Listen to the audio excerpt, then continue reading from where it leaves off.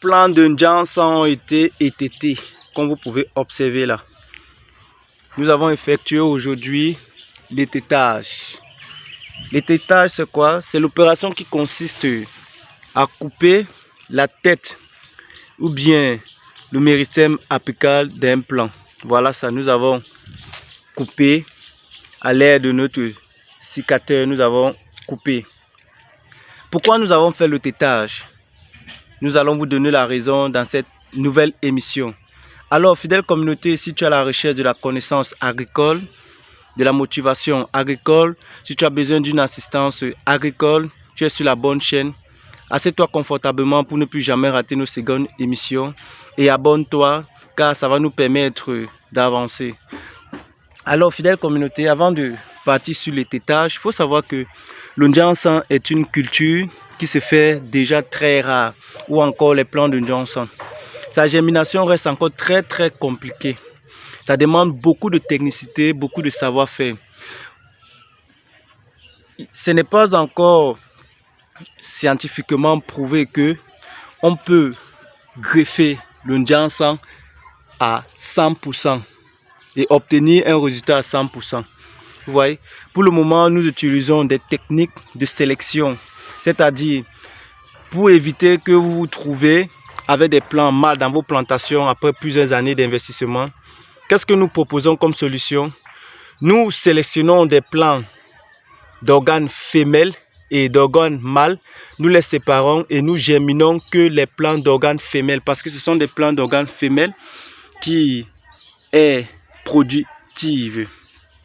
Alors, pourquoi donc nous faisons le tétage? Nous faisons le tétage tout simplement pour que la plante d'organes femelles puisse se développer. Si vous avez remarqué, vous voyez, voici un plant de Ndjansan. Sa tige est tellement mince.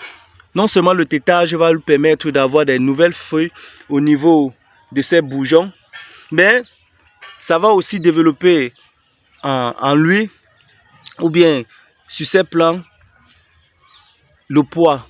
Vous voyez, ça va les donner du poids. C'est un peu ça le rôle du tétage. Et le rôle du tétage aussi permet à ce que la plante puisse non seulement prendre du poids, mais aussi puisse vraiment se développer ou développer des nouvelles branches de production sur des extrémités. Comme vous pouvez voir là, ici, il y a les branches qui vont sortir. Il y a les, ici là, vous allez voir, il y a des branches qui vont péter là, comme on a étêté la tête là. Et la plante va plus prendre du poids, comme vous voyez, parce que le Ndjansan ou bien le plant de Ndjansan a tendance à se développer plus vers la verticale, donc vers le sommet. Alors pour éviter cela, nous étêtons pour qu'on ait quand même des branches auxiliaires ou bien des secondaires autour ou bien de manière horizontale. Voilà un peu pourquoi nous étêtons.